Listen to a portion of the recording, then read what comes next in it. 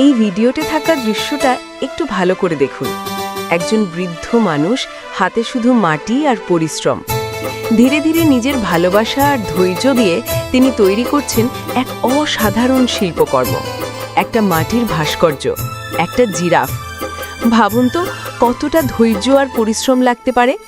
রোদে দাঁড়িয়ে ঘাম ঝরিয়ে নিজের মনের কল্পনাকে বাস্তবে রূপ দিচ্ছেন এই মানুষটি।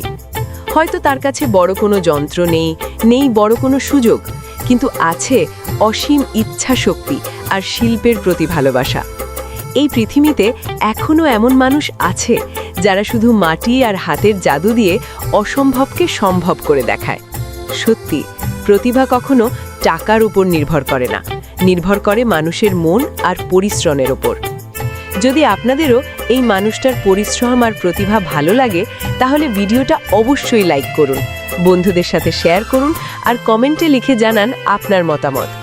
আর এমন অনুপ্রেরণামূলক ভিডিও দেখতে চাইলে রাজিদুল শর্ট ফান পেজটিকে ফলো করতে ভুলবেন না। ধন্যবাদ।